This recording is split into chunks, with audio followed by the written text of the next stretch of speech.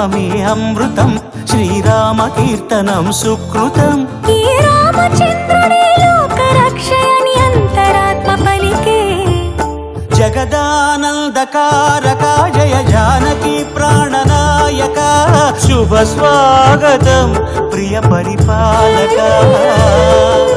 జగదానందకారక జయ జానకి ప్రాణనాయక, శుభ స్వాగతం ప్రియ పరిపాలక.